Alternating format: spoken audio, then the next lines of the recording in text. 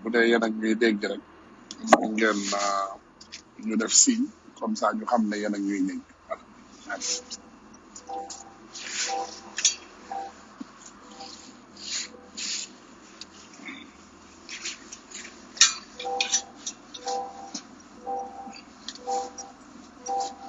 Okay.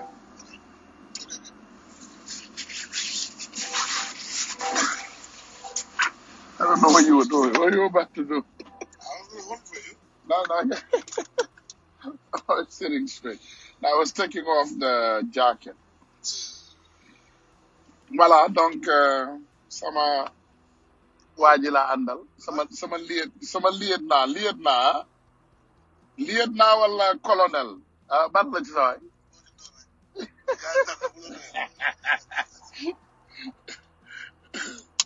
gars yi sama lieutenant bi laa àndal ñun ci happiness la ñuy dox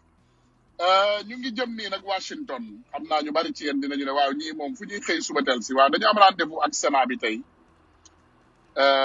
ci li ngeen gisoon noonu camion yi ñu doon wane noonu New York donc Washington la ñu jëm nii donc nuyu leen lieutenant bi am na jeneen am na yeneen surprise nag ndax ñaari oto la donc am na suñu beneen lieutenant bi ngi ci ginnaaw moom it ci beneen yeneen oto donc on a rendez-vous à la Sénat ce matin à Washington donc dañu xëyee New York ban heure 6 heures ah 7 heures du matin 7 heures du matin voilà donc au rendez-vous comme ni ma leen ko waxee li ci bari yëpp nag incha allahu rabbi sénégalais yi la plupart nag da ngeen di am inquiétude ragal ndeysaan ne ndax li ñuy liggéey mi ngi dox lii yëpp def nañ ko te Macky Sall changé wul est-ce que ñii tamit li ñuy def mais je peux vous garantir et vous rassurer que Sénégal man boo ma laajee bokk na ci priorité réewu Amérique man loolu mën naa leen ko wax ndax the sound can be better okay so let me see if I can get the sound a little better let me take off the ear I forgot so let me take off the earpiece voilà baal leen ma dindi voilà est-ce que du ma fay tamit léegi wax leen ma léegi I think it's better now right voilà je pense que léegi non takat si it's gonna make the noise voilà now you good okay they said now we good voilà donc comme ni ñu leen ko doon waxee rek ci li ngeen fi gisoon bi Macky Sall ñëwee au mois de septembre ba ñuy wone li nga xam ne moom la Macky Sall def Sénégal muy rey doomu aadama yi muy emprisonné doomu sénégalais yi donc aujourd'hui on a l'honneur d'aller présenter ça au Sénat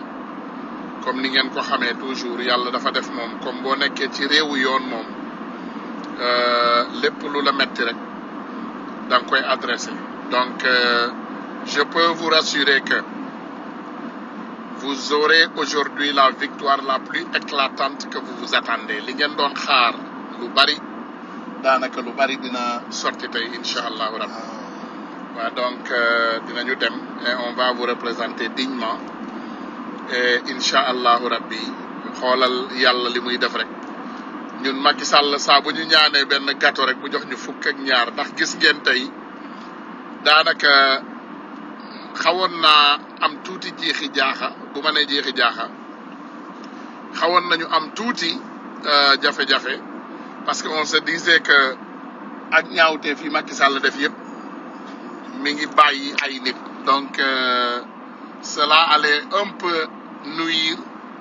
les informations mais xoolal li yàlla di def rek tey ñu xëy il nous donne encore un omelette sur le plat xam nga boo xoolee affaire u Ngagne Demba Touré c'est que ñoom ils n'ont pas compris Ngagne c'est quelqu'un qui allait être au Sénégal pour battre campagne parce que dafa am responsabilité boo xam ne moom lañ ko jox Ngagne ñi ko xam nañu ne du tapet c'est pas un poltron moom il l'a montré et il l'a montré à maintes reprises te du waxkatu ñaawteef Ngagne du wax lu ñaaw du def lu ñaaw amul dara loo xam ne mën nañ ko toppee lu sëriñ Kanta li mu doon bañ mooy ay nervi armé de Macky Sall mënoon koo fekk këram jël bakkanu njabootam wala gaañ ko wala def loo xam ne day jaggi dayoo loolu moo ko génnee woon Sénégal et maintenant encore une fois mi ngi ci loxo dik te ñun ñëpp ñu xam nag ne autorité la Ngagne c'est pas un n'importe qui c'est quelqu'un boo xam ne c'est un responsable un grand responsable dans Pastef donc moom la ñu jël waa dik ñoo ko jàpp donc biñ koy jàpp mi ngi wér péng amul dara lu ko jot mi ngi xelam dara mettiwu ko amul benn problème de santé donc continuez leen rek continuez leen et vous allez comprendre que on n'est pas intimidé par vous Macky Sall et sa bande ñoom comprendre ñu ba léegi ne intimidé wuñu Sénégalais mais dama leen di rassurer la jeunesse la JPS xam leen ne Ngagne tey la taxawaayam gën a dëgër ci Sénégal ça je peux vous rassurer ku xam Ngagne Demba man mënoon naa leen garantiral ne il était déjà prévu mu ñëw battre campagne comme ni mu ko diglee ak yéen voilà donc fi mu ne nag mi ngi battre campagne parce que ce que Macky Sall n'a pas compris day seet parfois yow yaa ngi defee sax ne yaa ngi yàq te fekk da ngay defar donc je pense que Macky Sall il n'a pas compris ça moom comprendrewul ne mënul casser confiance su Sénégalais yi parce que les Sénégalais ils sont très déterminés ay nit la ñuy déterminés te combat bi du combat boo xam ne Macky Sall dina ko gagner et il le sait Macky sait que ce combat est perdu d'avance perdre na ko d'avance ma bëgg a rassurer jeunes yi rek que Ngagne lépp lu mu doon doxal tey lay gën a dox lépp lu mu doon def tey lay gën a baax allez vous abonner massivement sur les pages encore une fois Ngagne Demba Touré coordinateur GPS xam ngeen page yooyu ak Ngagne Demba Touré page am ci boppam dem leen abonné ci massivement te ñu continuer dëgër te ñu xam ne ce combat là c'est un combat de longue durée du combat wu overnight ndax ñun bu ñu gëmoon li Macky Sall di def amaana dañuy ne xëy na lii ñu nekk nii sax jaratu ko parce que Macky Sall day dem élection te day daan mais en connaissant la personne nous aujourd'hui on n'est plus engagé que jamais de continuer ce combat sans faille maanaam combat bi dañ koy continuer sans faille maanaam ñun duñu relaxer duñu dellu ginnaaw xam nga macha allah dinaa waxaat sénégalais yi yéen ñi doon am sikki sàkka je pense que maintenant vous êtes rassurés que Ousmane Sonko n'a jamais négocié avec Macky Sall defe naa mbiru Ngagne Demba bi xam nga taw yonent yàlla Muhammad sallallahu alayhi wa sallam soxnaam mas nañu voyager ak yonent bi am benn moment ñu am tuuti séparation ay nit ne dafa àndoon ak yeneen góor ñu bëggoon yàq deram lan la yonent bi def il ne s'est pas prononcé dans le cas ndax moom dafa daan def toujours bu amee lu ko jaaxal rek da koy tiis suñu borom te du ci communiquer lan la borom bi def dafa wàccee aaya pour setal soxna yonent bi sallallahu alayhi wa sallam. Ousmane Sonko fan yi bi ñu commencé relâché Macky Sall bi mu bëggee takkal deram dafa commencé bàyyi quelques détenus fii ak fële comme si c'était un deal entre lui et Ousmane Sonko. mu am yenn politiciens déguisés yenn du ma ne activiste ndax duñu activiste mais yenn bandi déguisés yuy dem ci télé yeeg rajo yeeg internet beeg bëgg a jéebaane Ousmane Sonko. est-ce que gis ngeen benn yoon Ousmane Sonko mës a génn def démenti génnul. est-ce que gis ngeen benn yoon Ousmane Sonko génn yéey yàbbi ci deful. mu ne pat jox leen bii yàlla setal na ko léegi yéen ñi doon layam xanaa doo leen ma ne Ousmane Sonko doon diil ak Macky Sall pour ñu jàpp Ngagne Demba Touré wala yéen ñi doon layam xanaa doo leen ma ne Ousmane Sonko moo doon diil ak Macky Sall moo doon comme ni ngeen ko waxee lan ngeen ko tuddee dialogue wala dialogue wala dialogue parce que je sais que vous êtes assez intelligent pour nous dire que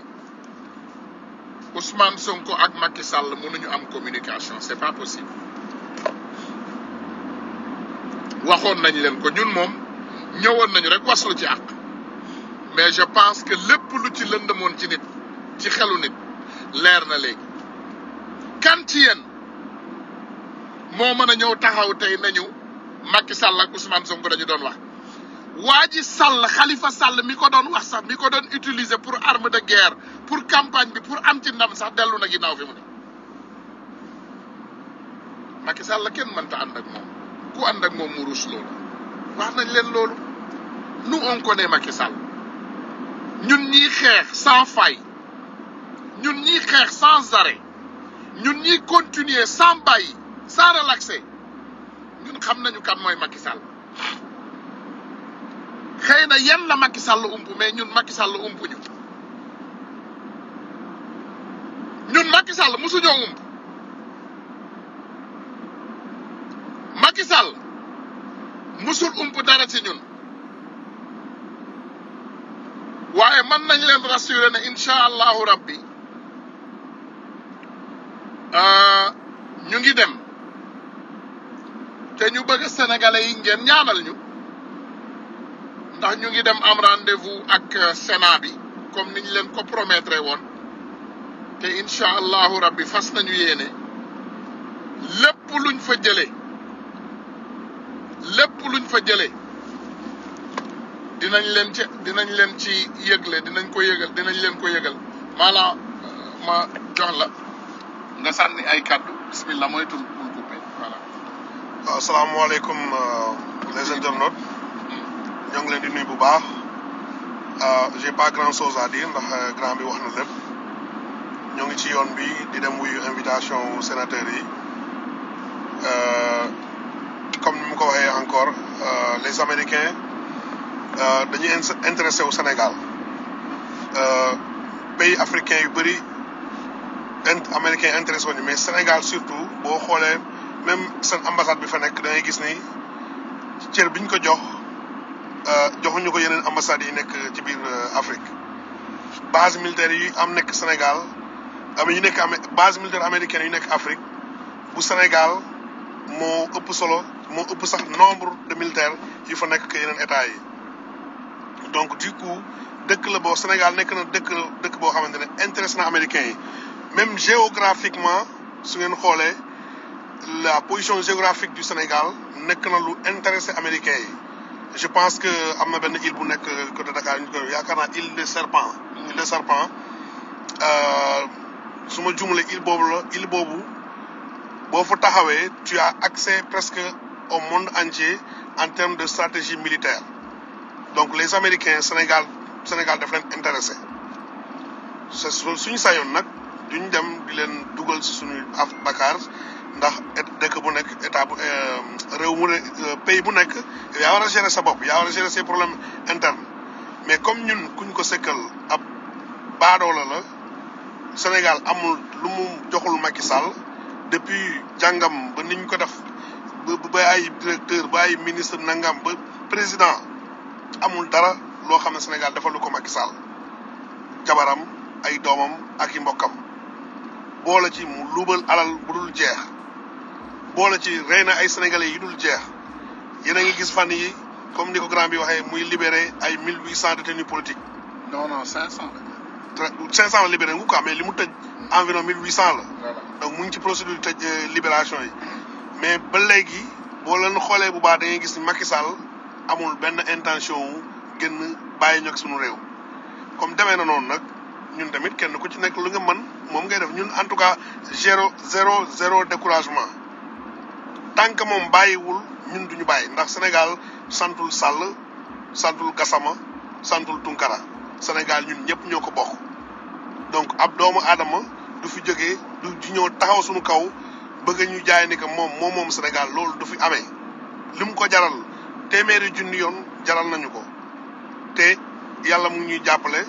lu mu teg yàlla teggi sànni ndax yàlla ci boppam moo wax loolu ci alxuraan déjà gatsa bi di prôné yàlla moo ko digal ci alxuraan œil pour œil dent pour dent te yàlla moo ne ci alxuraan que bokkaalekat yi dañuy nekk di lal ay seeni plan yàlla di lal li ay seeni plan moom mu lal ay plan boppam donc Macky Sall plan bu mu lal yàlla lalli ko lii nii ñuy dem nii fii ñu jëm nii ci lalli plan wu Macky Sall ci la bokk ndax on a reçu de l'invitation on va aller là-bas incha allah rabbi duñu leen wax détails yi yëpp pour l'instant mais incha allah gëm nañ ne dina nekk loo xam ne di ngeen ci kontaan te dina nekk loo xam ne Macky Sall bu xamoon du seetaan ba ñun ñuy jëm foofu noonu ndax lañ ko wan en septembre boobu ci ay track lañ nekkoon nekk di wan waa Amérique mais ñi nga xam ne ñun effort bi ñu doon def ci mbedd yi léegi on nous a appelé dans les bureaux pour venir discuter de ça ci loolu foofu noonu donc ça veut dire que c'est encore pire pour lui donc maa ngi jégalu j'étais un peu je somnolais un peu grand bi dafa ma yee dafa ma koj ci ay nelaw xam nga mu passe ma leen donc j'espère que sama baat bi c'était pas mauvais sama bandage bi ngeen di gis nii dama amee panar yi donc démb j'ai passé la nuit à l'urgence donc moo tax j'ai pas dormi de la nuit mais comme Sénégal bu wootee quel que soit alpha bu dee ay nit lañ jàpp Sénégal tëj leen xañ leen seen liberté pendant des mois et des mois Pros bi nga xam ne moom mooy suñu leader moom ñu tëj ko pendant des mois et des mois donc ñun incha allah du ay panar yi moo ñuy tere dem ci combat donc ñu ngi ci yoon bi incha allah xam naa ne grand bi mu ngi daw ay vitesse yu amul fenn macha allah donc te mën na daawalam neex na trop sax macha allah. dama lay wàccee de déedéet. dama koy wàccee de. xaaral gars yi dama koy wàccee de. wax leen ci dama koy wàccee de. voilà ay toppale la def toog xaar ñu am rendez-vous mu toog ba 5 heures du matin di ma waa grand xam nga nelaw ma guddi gi yëpp mais dinaa góorgóorlu ñëw quoi dinaa góorgóorlu comme ça damay toog ban ba nelaw tappale rek lii mu leen di wax nii yëpp bañ a dawal rek la pour bëgg ku ko dawalal yóbbu ko ba Washington mu toog fii di tappale ne moom nelawul guddi gi yëpp quoi mais dugguma ci de mais gars yi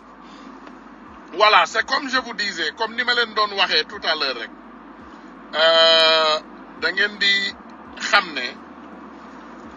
macha allah yàlla moom du tëj buntu tëj parenthèse Macky Sall li ko gën a déranger ci àdduna bi mooy mbir yi waa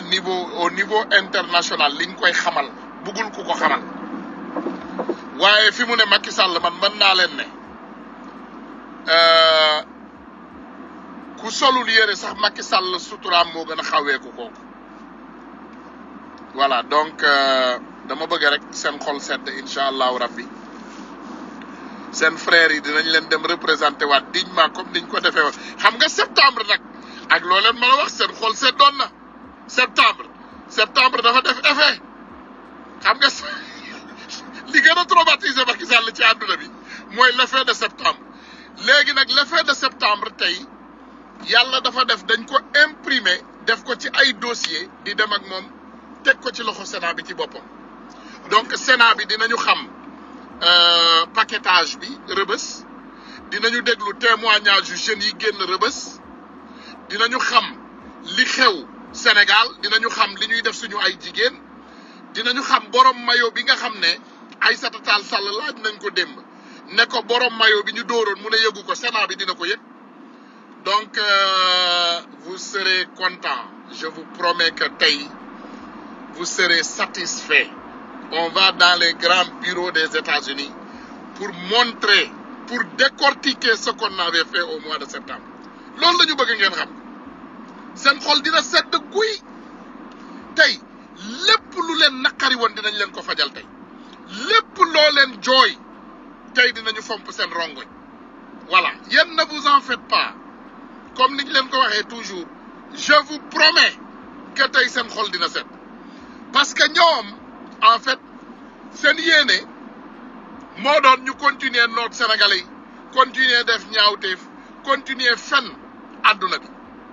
mais nag xam nga yàlla moom jaam ak pexeem yàlla ak dogalam lépp loo xam ne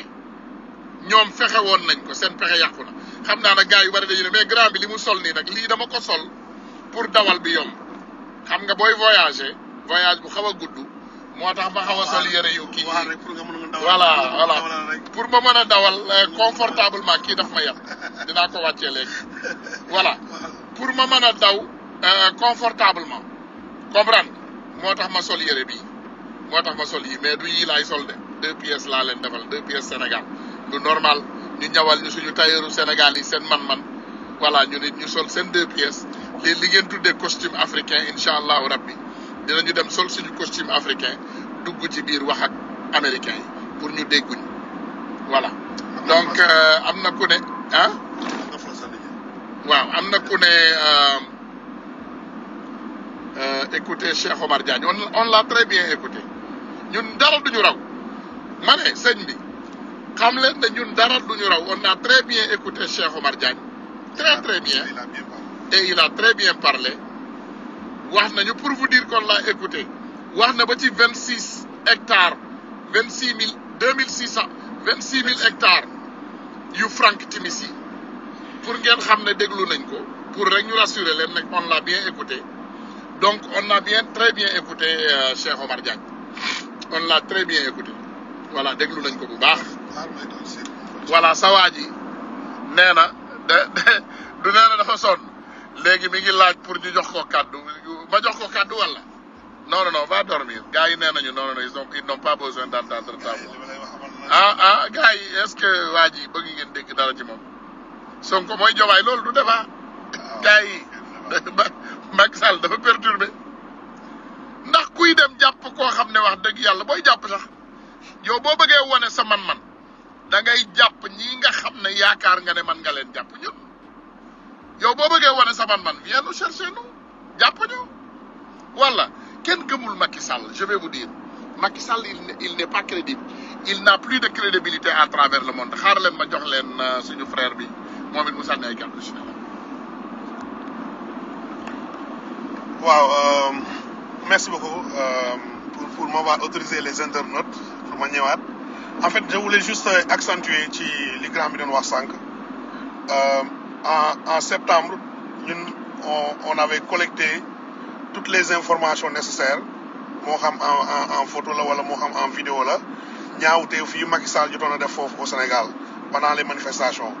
dañ ko collecté woon pour wili pande ko pour wan américain yi ni que kii nii di fi ñëw di jaay ni que moom c'est un démocrate en réalité c'est un faux démocrate c'est un tyran c'est un dictateur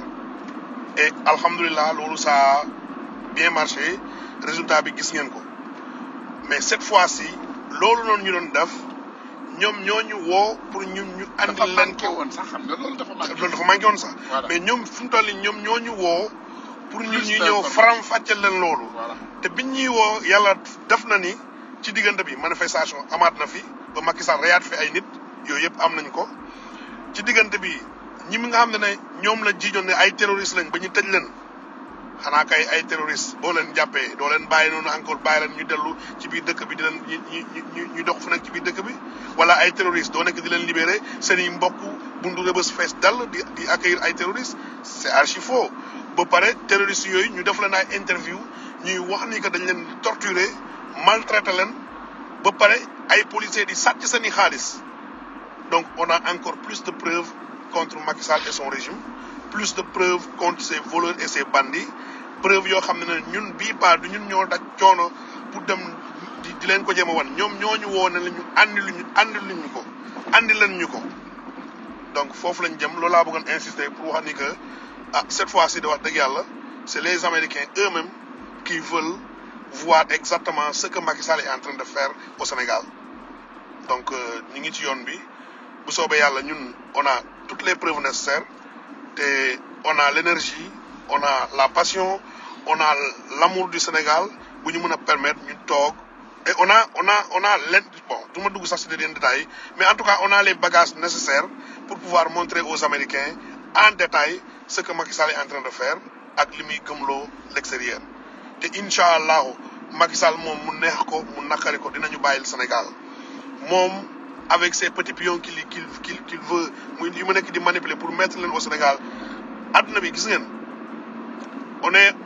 dañ toll ci tournant boo xam ne adduna bi moo soxla changer le monde est en train de changer ku ko comprendre nag da ngay ànd ak changement boobu ku ko comprendre wul da ngay teg sa tànk comme ni ko sama xarit Cheikh Mbacké Sakho di ko waxee da ngay teg sa tànk mu ñëw fël la damm sa tànk changer dem yoonam jamono dëgg wax dëgg ca lañ toll ku bëgg a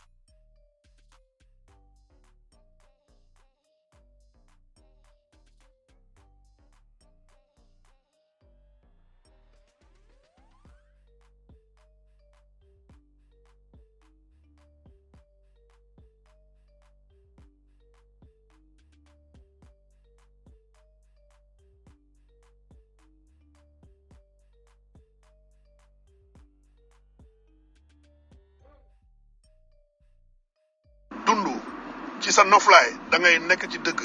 ku ci nekkul àdduna bi mooy jaar sa kaw damm sa tànk doxam les choses lépp li nga xam ne dañ ñu ko doon naxee fi mu toll nii kenn mënatu ko nax nit ñaa ngi yeewu xoolal li Ousmane Sonko yee la jeunesse sénégalaise en un temps record alors qu'il y avait des politiciens pendant des décennies qui ne pouvaient pas le faire àdduna bi xool leen Mali xool leen Burkina Faso xool leen Niger les choses sont en train de changer Macky Sall nag du moom mooy ñëw fépp lépp nekk di changer yàlla nekk di changer addunaam Macky Sall ne moom day taxaw loolu du fi amee xam nga ni yàlla Macky Sall mënul xeex yàlla c'est impossible donc du coup incha allahu rabbi c'est pas neexul c'est bëri na coono bi bëri na métit bi bëri na mais Sénégal jar na ko te incha allahu rabbi on va vaincre Macky Sall maa ngi leen di remercier grand sa gaa yaa ngi. donc gars yi comme ni ñu leen ko waxee encore une fois jàpp Ngagne Demba Touré bi diversion la pendant ce temps Macky Sall a assassiné encore un autre jeune UGB boo xam ne tey ci suba ñun ñëpp ñoo ko gisandoo kenn la ku ñu gaañoon ci manifestant yi UGB waaye yàlla dafa def xale bi ñàkk bakkanam donc ñuy massawu di jaale encore une fois waa Sénégal mu doon lu metti ci xol waaye nag yàlla jaam ak yéeneem yàlla ak dogalam donc ma remercier waat leen rek pour ne leen vraiment ñu ngi vraiment ñaawlu trop li nga xam ne moom moo xew waaye aussi di fa jaar di rafetlu li nga xam ne moom mooy toujours taxawaayu sénégalais yi parce que Sénégal moom comme niñ koy waxee toujours rek yàlla daf ñu may loo xam ne mën naa ne amaana réew yu bari tey bëgg nañ ko ci àdduna bi waaye amuñu ko baal leen ma rek ma indil leen le jeune son nom turu jeune bi quoi voilà mi ngi nii ils ont tué un autre étudiant aujourd'hui ndeysaan notre frère Clédor Senghor voilà Clédor Senghor université Gaston Berger bu Saint-Louis la doon jàngee dañu bokkoon ci xale yi doon manifester fan yi passé pour Macky Sall tenir datu élection donc Macky Sall loxoom takkaat na deret reyaat na beneen doomu sénégalais léegi nag moom pour étouffer information boobu ndeysaan mu dem cueillir koo xam ne moom moo indi boppam xam nga man Macky Sall dafa xaw a nekk film cinéma voilà donc Ngagne Demba Touré il était en sécurité au Mali n'est-ce pas ngeen yaakaar ne kan moo ko indi ngeen yaakaar ne nit moo ko indi déedéet moom moo dagg paasam ñëw kenn indiw ngeen yaakaar ne dafa am accord ak nit ne ko ñëwal dinañ la jàpp wala duñ la jàpp jamais il est venu tout seul kenn ci yéen ci Sénégal mënu laa wax nous on connaît en connaissance de cause ñun xam nañu lu tax mu ñëw parce que Ngagne Demba Touré c'est quelqu'un qui est responsable moom lenn la wax du jox boppam Sénégal mooy ay nervi du bàyyi ay nit dem jëndi ay armes dugal ko ci ab palais jël ay nervi jox leen ko pour ñu faagaagal nit ñi comme ni ñu def Pape Abdoulaye Touré donc Ngagne Demba Touré loolu la bañ et il est allé en exil waaye bi heure ñëwam jotee ba mu ko sentiré moom ci boppam il est venu et en connaissant les conséquences parce que bu leen fàtte ne Ngagne Demba Touré moom moo leen gën a xam kuy Macky Sall moom nee na ngoram mënu ko woon may mu toog continuer toog bitim réew bàyyi Ousmane Sonko ak ñoom Bassirou Diomaye Faye ak yeneen sénégalais yi ci des ba léegi ci biir prison donc il va venir et il va prendre ses responsabilités donc comme ni ngeen ko gisee nag voilà lépp loo xam ne fekk na ko ci moom il avait pris ses responsabilités lépp loo xam ne waa am na fii ci ginnaaw mais il faut nga tëj lii nga yër voilà da ngay tëj il faut nga wàcce affaire yi voilà nga yërndu foofu and then you gonna see it on the side you open it and plan donc Ngagne Demba Touré c'est quelqu'un qui a décidé de prendre ses responsabilités voilà il a pris son destin en main lépp lu ko ci fekk il assume et on assume ensemble nous tous avec lui te ñuy wax rek sénégalais yi comme ni ngeen déggee xale yi di ko wax dem kaso ci temps wu Macky Sall umra la jaamu yàlla la dem kaso ci temps wu Macky Sall umra la maanaam jaamu yàlla la loolu ngeen di gis noonu muy def ak Ngagne Demba Touré yëpp sama genre gi lay intimider ak ñeneen ñi nga xam ne promettre nañ ko ne ñu ngi ci yoon di ñëw Sénégal waaye li ma leen waxoon la rek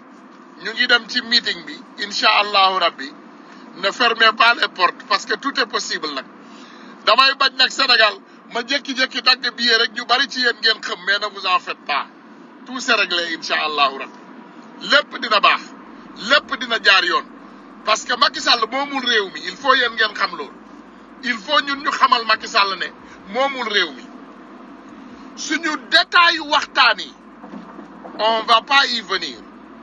duñu ñëw ci suñu ay détails yu waxtaan ndax bu leen fàtte aussi ne que gouvernement la ñuy dem waxal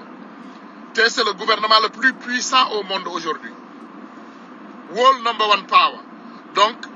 du suñu waxtaan yi ñu fay waxtaanee yépp ngeen di gis vous allez avoir des extraits voilà di ngeen am ay extrait ci suñu communication mais am na lu bari loo xam ne incha allahu rabbi di ngeen ko ci xam te dinañ ko waxtaan ak yéen aussi ndax ñun dañuy bëgg rek lépp lu ñuy def voilà lépp lu ñuy def rek incha allahu rabbi ñu teg ko ci yoon donc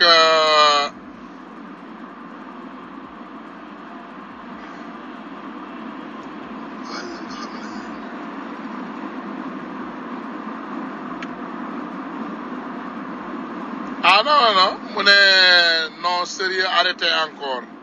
Arrêtez quoi? Ngagne Demba non du yow ça n'a rien à voir mu ne Ngagne Demba Touré ndeysaan GPS où sont les dialogues non ils savent Francis ils savent que y avait pas de dialogue c'est que Khalifa Sall moom ci banditisme politique lañ ko xamee moom Barth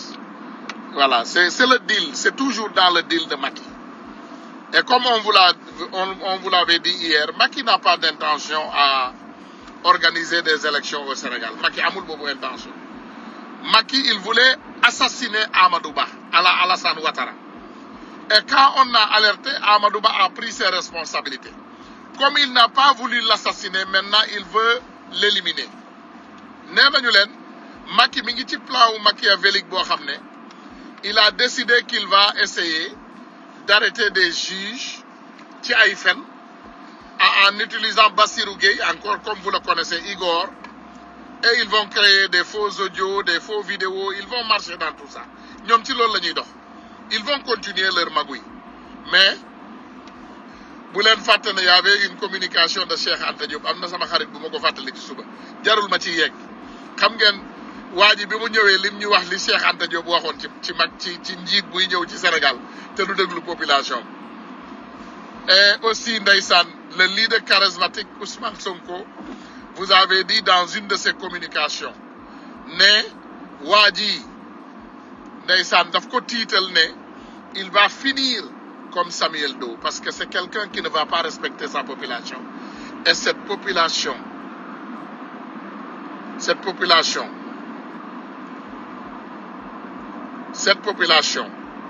sénégalaise fera face. Serigne Fallou mu ne da ngay dul Khalifa Sall du sa nawle wax nga dëgg de Khalifa Sall kay yàlla bu mu doon sama nawle sëñ bi tam sëñ bi moi je suis pas un traître nag man naa toog fii Khalifa Sall di doon sama nawle man Khalifa Sall du sama nawle yàlla bu ma nawloo Khalifa Sall allahu akbar man damay xeexal sama réew lui c'est un vendu comment se fait-il que nga bëgg man ma nekk nawle kooku yàlla nañu yàlla musal yow man maa ngi xeexal Sénégal man Sénégal laa gëm man Sénégal laa jox sama bopp addiya Khalifa lui il veut sacrifier les Sénégalais nee na naa fallu naa bokk rek yow dégg nga loolu naa bokk rek moo tax it bokk na moom dafa ne naa bokk rek comprendre voilà moom dafa ne naa bokk rek Khalifa loolu la wax ñun waxuñu loolu de ñun dañu ne nañu bu dee nañu bokk ci dëgg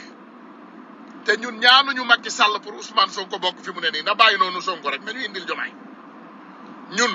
Macky Sall bu mu changé dara xoolal débat bi di mu changé léegi waa PDS nee nañu ñun la ñuy xeexal da ngay dégg ñu bari léegi ñu naan non dañu bëgg élection yi jaar yoon pour Ousmane Sonko bokk dañuy fen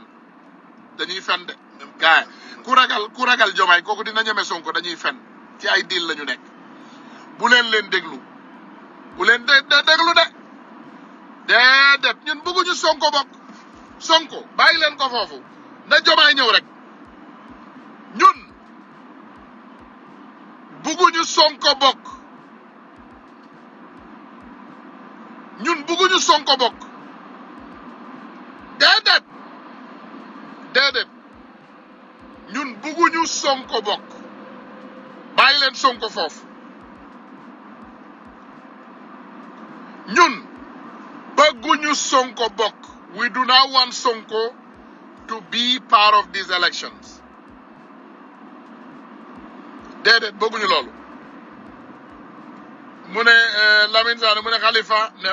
Khalifa de du référence macha allah loolu boo ko laajoon bébé apataluga yi ñu wax la ko Khalifa kay du référence Khalifa Sall rek xam nga ndeysaan ñu bari ci yéen il faut connaître le Sénégal pour tout connaître am naa benn xarit